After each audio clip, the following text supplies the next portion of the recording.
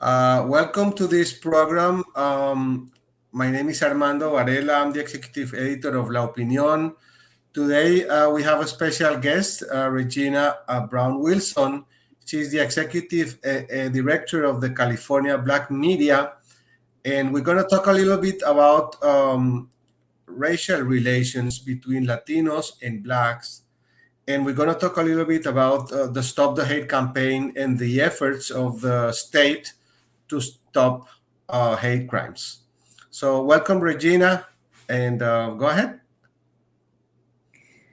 Well, thank you so much for having me. I'm honored to be able to come and talk to you guys a little bit today about some of the work we're doing and the collaborations that we're doing. But, first and foremost, your publication is an icon in our community, in our state, in our nation.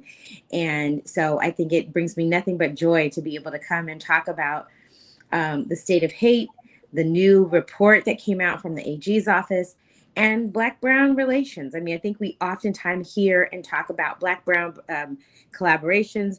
I don't think any of us are strangers to the fact that our communities typically work together, and we've worked together. And there's probably outlier conversations. I'm not going to hide from the outlier conversations that we know that there's tension between communities. We know that exists, but I think that this project has watched us really rise above that. And I think that every time we can create a shining example of supporting one another, showing up for one another, being in the room for one another when one, if a Black person's not in the room, having somebody there that is Latino who stands up for the things that they may notice that are wrong, and vice versa. Going to be the things that are going to continue to be the things that bind us together, and I think are our communities together. And I believe that without a doubt, we will continue to rise together because a divided house will fall. We all know that, and people hear it all the time. And I just believe that this hate campaign, that while people may have worked in little silos here and there trying to work on, I think that what I have seen is a level of support. I've seen organizations really come, videos, whether they're things that we do to encourage people to come together, like with our Ethnic Media Awards coming up in August, to an event that I attended last week was the Diversity Awards for the small business. Our small business statewide stakeholders, they're setting an example, and we've been working to shine the light on the work they're doing, because it's the Hispanic Chamber, it's the Black Chamber or African American Chamber, and it's the API Chamber, all working together because we're all trying to do the same thing: feed our family, have that American dream. And I think that when we can learn from each other, I think that that's where the best success is. And I tell people this all the time: what is meant for you will be yours. What is meant for you will be yours. And I think that if we can operate in a place of, I think that we will see that. Thank you for allowing me to be here and share this important dialogue and conversation with you. Thank you for those kind words. It's an honor to have you here. First of all, this program is supported by funding provided by the state of California, administered by the California State Library, in partnership with the California Department of Social Services and California Commission of Asian and Pacific Islander American Affairs as part of the Stop the Hate program. If you have any incidents, report them to ca versushate.org. So let's start talking about numbers. We're going to discuss further, but the latest report from the Attorney General said that hate crimes have increased, especially related to ethnicity and race. What do you think it's going on in terms of racial relations between Latinos and Blacks? Well, I mean, look, I think what we're seeing, and what I gathered from the report, I mean, I do think that there are nuances, and I haven't gone through the entire report in depth, but I know the overall numbers of hate crimes have gone down. So when it was reported, overall numbers have gone down. The unfortunate part is Black people were still the number one hated. For whatever reason, they're still the number one hated. We don't talk about that enough. But in terms of interethnic issues, I think that that has to do with the feeling of lack, right? These, I think we would have to dig down. The reports don't really tell us enough, but I think this is why it's so important that ethnic media, publications like Opinión and other publications like the Los Angeles Sentinel or LA Focus, Los Angeles Wave, Inland Valley News. This is why it's so important for us to be able to look at the hot spots and try to figure out what's happening within community. You guys know that you can call me and we have a relationship. So what's happening locally in communities where there's tension? And typically that's because there's either a lack of communication, a lack of knowledge of one another. Sometimes we just don't like each other for the sake of just not liking each other, right? But that's people in general. I don't think it has to do with their race. But I think that we need to be able to dig down a little bit deeper to see what's happening. And typically what I would think of right now, and this is anecdotal, so no data that necessarily backs it up, but just common sense, is that we're in a place of lack, right? Interest rates are higher. People are losing jobs. There's tension because there's less resources. And it's not even so much as there's less resources that are plucked down to our communities. And so because of that, there are different things that have misunderstandings.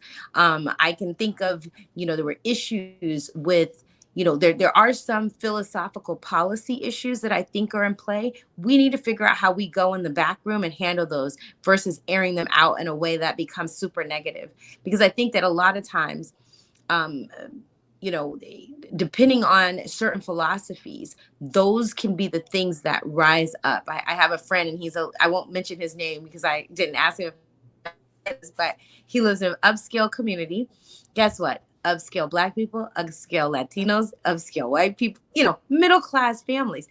Guess what? He says, I don't know why this guy parks in front of my house. Now, mind you, it is a gated community. But he said, Regina, I don't want to say it because he's Black. And I said, you're not saying it because he's Black. You would say it because of whoever would park their car in front of your house and not their own house. So I think a lot of times he didn't want to feel like he was being racist. I said, you're not. I said, I think you just need to go talk to your neighbor and tell them why, and then examine why you don't like whatever it is you think someone is doing. Right. And so I think we have what our feelings are about one another. Understand, is it a stereotypical view that we may have someone, or is it a real, is this, it doesn't matter who it was. I wouldn't like it whoever did this. We have to, I think, try to figure out what is it that we are agitated about, or what we don't like, and make sure that we look at it from a place of not hate, not stereotype, but true concern, and then figure out how you can talk to people so that they can listen to you and not be defensive, but that we can be at a place where we can level set. And I think a lot of times that's not happening. But when we look at some of these other incidents, and I've never really said this publicly, but even the street vendor incidents, when I have seen a Black person, for instance, I think there was a video where a Black person, it was a Black woman, she knocked over a woman who had a taco cart or something, kind of, street vending cart. Mm-hmm. And, it was really wrong and abusive. The era that I grew up in, the era where I grew up in, California, in, the west side of San Bernardino, we wouldn't stand for that. You don't let somebody do that. I don't care if that was my own. If I was there that day, our community should have beat the woman down. And I hate saying it like that because I know we're being recorded, but the reality is you don't let someone bully someone like that. You intervene. And I feel like it's even more imperative for Black people to intervene when we see it, but it's also imperative for whatever race is creating problems. It's bigger whenever we step in and make sure that we correct people whenever they do things that are going to be stereotypical and harmful. Because, I don't make up the rules, but you know what this is like. When something happens negative, it's almost like the entire race of people wear it. They have to burden the fact that when you hear that someone possibly got shot by a police officer, you think it was an unarmed Black man, or it could have been, okay, he was a gangbanger or whatever. There are stereotypes that media have been able to put into the ether, and that has already built into all of our psyches. And this has happened for centuries, centuries. So I believe that because of that, we are going to have to make a concerted effort to try and get outside of those stereotypes and rise above it and continue to do the kind of work that you're doing, telling the stories, being honest, not saying that, hey, I don't want to say something that doesn't hurt someone's feeling, because if somebody does something bad and they're a particular race, we don't have to make it about their race. We need to make it about that individual and figure out how we take those characteristics about the individual and not make it about, oh, it's because it was a Black person. Oh, it was a Latino who did this. Oh, it was this. We should really work on our language. Language is so important. And I think that you guys have had an exemplary role in history of making sure that you're correcting history by the stories that you cover and the things that you're writing about. You're doing that in a way that helps to humanize your community. And like I said before, I applaud you for that. And I think we need more of it. We need to continue to make sure that outlets like yours continue to have the resources to always set the record straight. Regina, we have seen these tensions among Afro-American and Latino students in our schools, especially, I believe, in the coast counties, and some of them are very serious. What would be your recommendation in order that we can alleviate these tensions among students, teenagers, that maybe they don't have the maturity to address these issues? What can we do in order to alleviate this tension among students? Well, I think that the thing that we need to do is we need to make sure that we call a community family meeting. We need to have this, doesn't have to have any cameras or anything like that. We need to call a family meeting within those communities that we see experiencing this. Because what's happening is we need to get down to the bottom of what happened. Many times whenever I was growing up, we knew that there were fights that happened, and they were always happening because some guy liked some girl. Those were all the fights that I knew about in high school. It was always over a girl and somebody not liking that person, or respect. We have to learn how to make sure that we are talking to these individuals where people are being seen and heard. Because a lot of times, what are gang fights? People look at this, it's kind of funny, but you look at the beef between Drake and Kendrick Lamar. These are words of respect or disrespect. And that is what, when people say those are fighting words, we know that words have power. Words have power, and it moves people. And so I think that you're right. Even with our kids, we're going to need to figure out how to bring all the right people to the table, the leaders to the table, and we need to have a family meeting.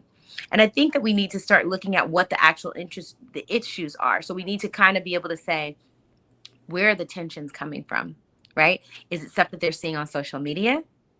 Are people taking the rhetoric that is in national media and then allowing that to be repeated and put down into our local communities? Is that what's playing out?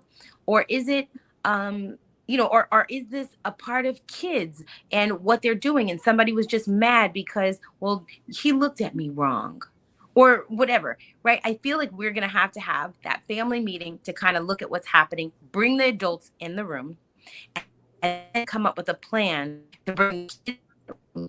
We can start fostering a better and healthy environment that allows for kids to see some social media.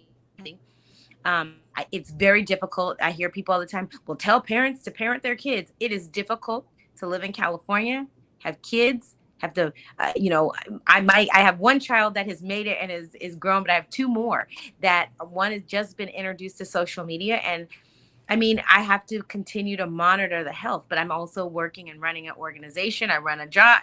You're a wife, you're a mother, you're all these things. So I don't want to leave it all on the parents to say that, there's a huge role and responsibility that they have. But I think it's going to be up to all of us to kind of put our heads together to figure out how we create proper environments for our kids to thrive in. And I think that that's an adult action. I think that we can help determine what that looks like. And I think we can talk about what the standards of what we will not tolerate. I'm 47 years old. I'm old school. So I believe my mom was like, no, kids don't run the show. The parents run the show. And so I believe that. And I believe in listening to our kids, but I will not ever be in a position where if we allow for kids to dictate the environment in which negativity can grow from, then we've lost as a society. We have to have the moral compass to help guide them. And that's why we're there. And so I believe that, yes, listen to the kids, but also create that moral guidance of what we will expect and tolerate in the school system, what we expect to tolerate at home and on the way to and from school. But I think it's going to take us societally to lock arms, agree to that, these basic things that we believe in, that we know will create strong and healthy lives for kids, and make sure that we then work to put strategies in place to help watch them grow and flourish in positive environments. But I think we will have to, stand our ground to make sure that kids know what we will tolerate and what we won't tolerate, with or without social media. And if that means bringing social media companies into the conversation, I've been very, not vocal, but I wanted to be very vocal about seeing the fight pages that are popping up on the school, that are popping up where kids are fighting at school. This is unacceptable that I could be on Instagram and my little niece can come to me and show me that there are all of these fights that are taking place at her school, and that these fight pages just exist for people to look at them over and over again. It's not healthy. And there's a component of hate that develops from that, because you're seeing this negativity over and over again. And what about the kid that loses the fight? Does this now become the next kid that ramps up the violence? Is this kid the next one who may come and shoot up a school because they've been bullied in that way? We, as the parents, as the adults, as the corporations, we must hold them accountable. We must hold our lawmakers accountable and make sure that we're creating safe environments. Freedom, as I tell people all the time, as we just celebrated July 4th, freedom is not free. It is only us who will hold these principles and create a space that allows for that freedom to flourish. But it's us. We have to do the work to create that. Regina, this is the second year of the campaign, the Stop the Hate campaign, and the campaign has opened a lot of venues for people to denounce incidents, and that has been good, but at the same time, it's not enough. So what would be your take on a more long-term plan to address these issues and really put the hate incidents on the top of the fight against it? Well, I think that what the state did and the API community leading the way, this was an action of leading the way to saying this is important. I think that what we have to do, if we want to keep resources going, and once we look at, the outcomes, obviously the program had been going on, and guess what? We saw a decrease in hate, even though we're going to see an increase probably now, because that was before the war in the Middle East, and before that really spilled over into our. But I do believe that we're going to have to lock arms again. We're going to have to write editorials. We're going to have to talk to our lawmakers saying, look at what the data says, but look at what we were able to do. It is still, we have not been at a place where we have stamped out hate. This needs to be a priority, and we need to make sure it's a priority at the Latino caucus, at the Black caucus, for the API caucus. We have to make sure that they know that this is a priority. Every lawmaker that you guys interview and talk to have to say, where's the dollars that go along with this? Because we want to see a campaign like this continue, because we understand how important it is. And I think if we put that kind of, I don't want to say just pressure in place, but asking the questions as journalists would do, and making sure our lawmakers know how important this is, and also not just how important, but how impactful your work has been, right? Because there's also been impact here. And so if we continue to make sure that they know that there's impact, then we're saying we want our resources put in a way that allows for us to continue this work. We must continue and be vigilant at making sure that hate stops, because hate is taught. I don't think any baby wakes up and I'm just hating you. So this is a learned behavior. And we have a lot of people in California. We have a lot of people in the world. We have a lot of people in America. And we have to constantly have a place where we have a venue and an outlet, much like what you're doing right now, that allows us to ensure that we can continue to combat as much of the hate that we possibly can. We want to make sure that we are able to combat that, but we need the resources to do it. Regina, according to the 2023 hate crime California report, anti-black bias events remain the most prevalent.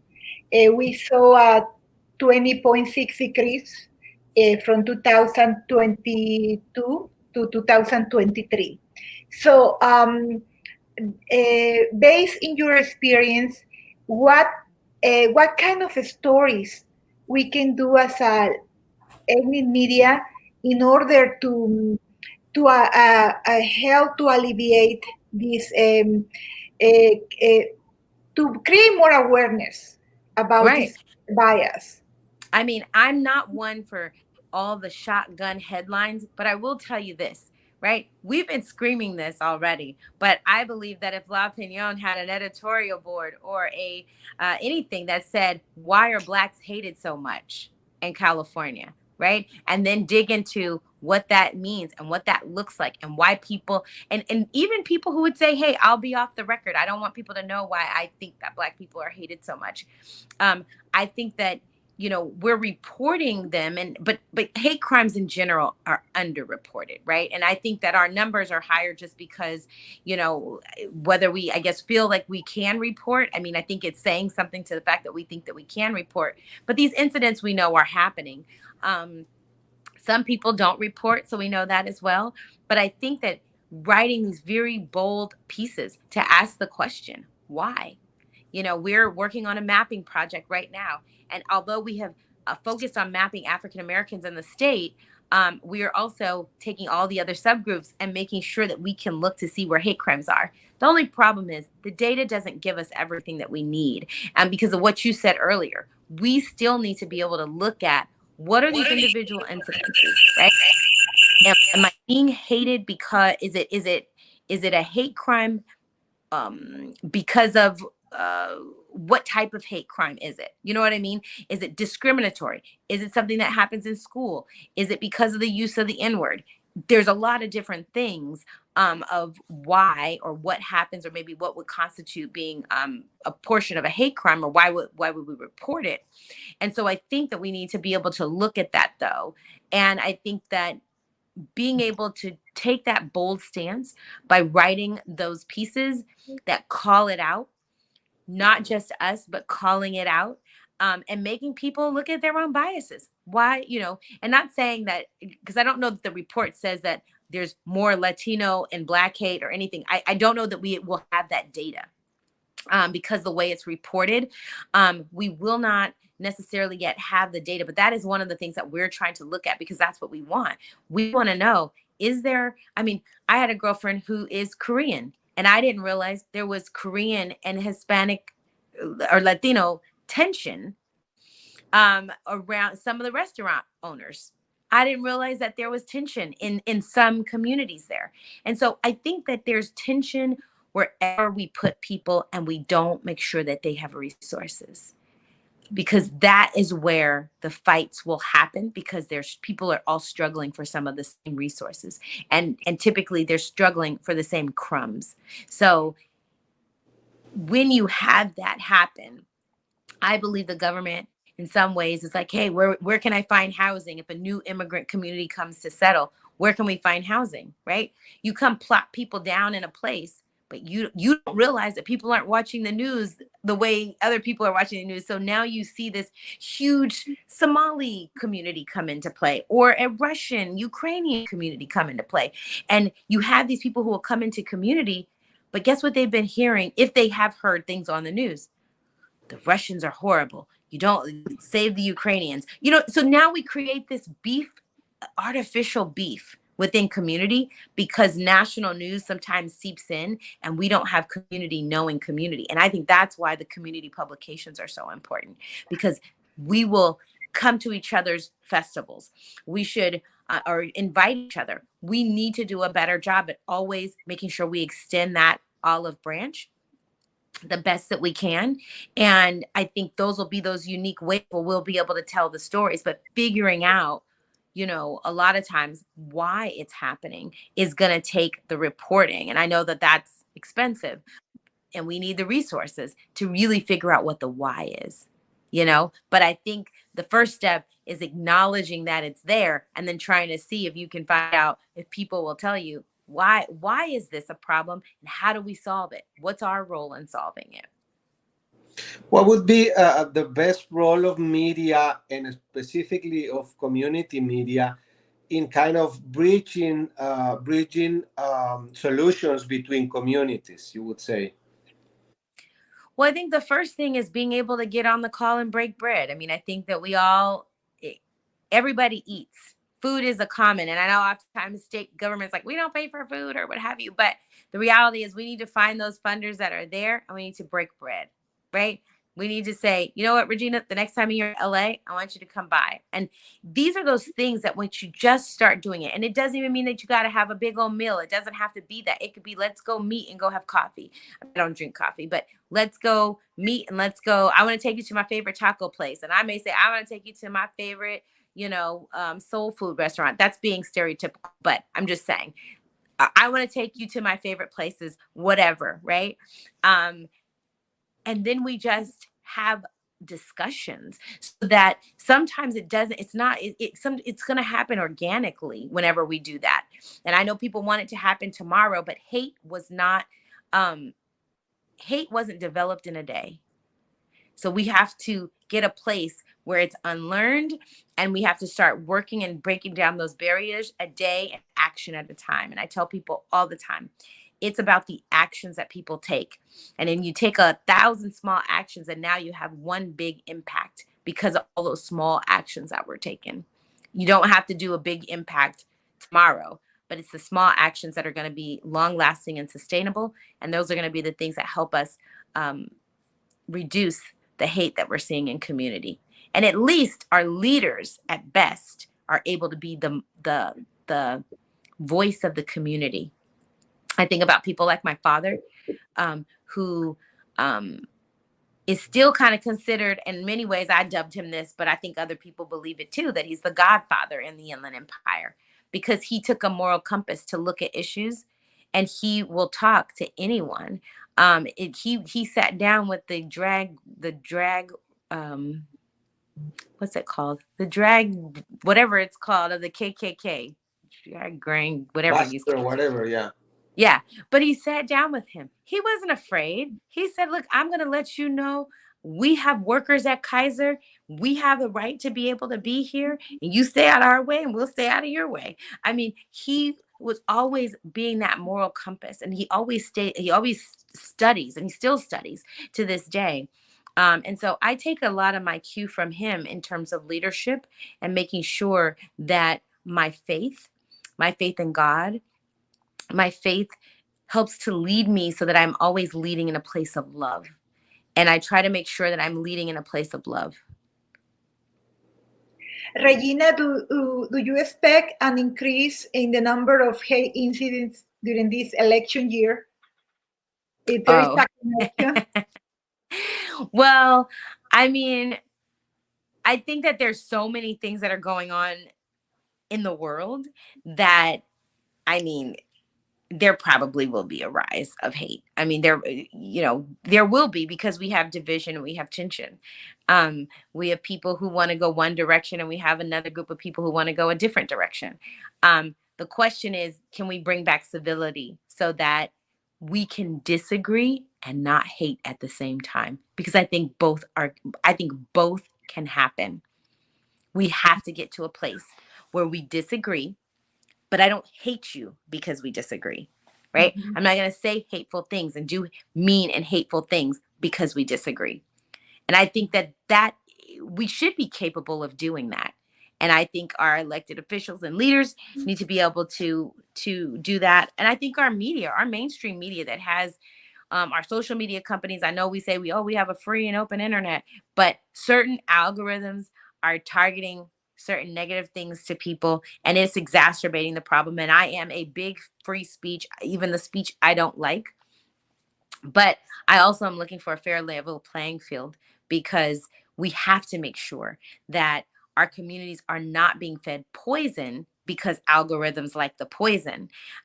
If that's the case, then make sure you serve up the good stuff as well, just at the same level that you're serving up the poison.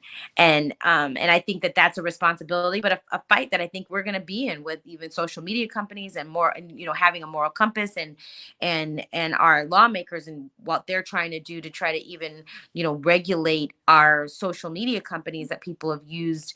I almost believe, because I do believe also a free market. I believe then fine.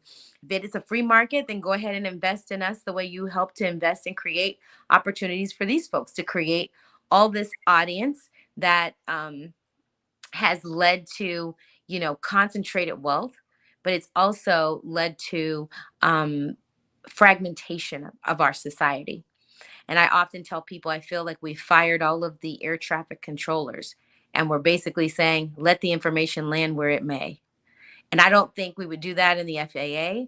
I think that we have to make sure that there are some guardrails in play, because our society and our moral compass depends on it. Our society is depending on it. Yeah, that's a fair assessment.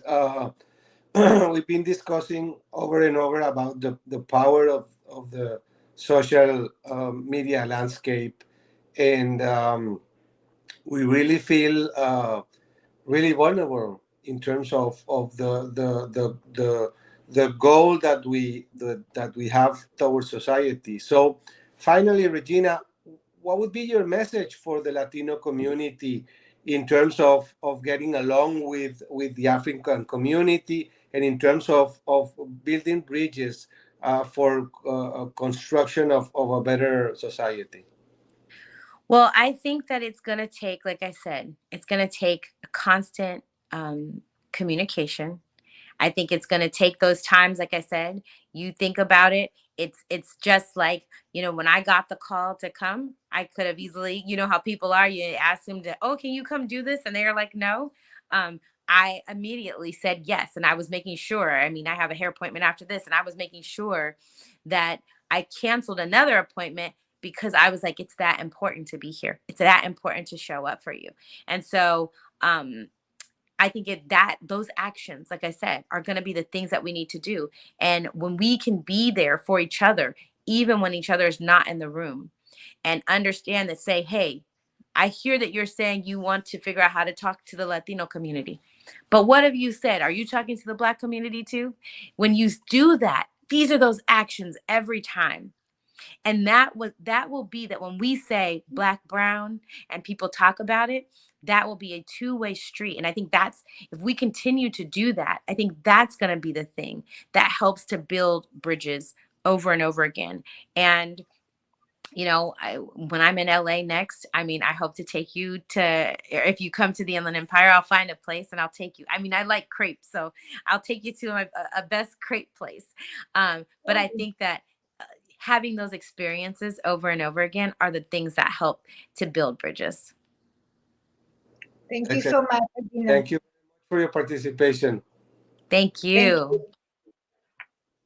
Have a good day. You Thank too. you. Thanks.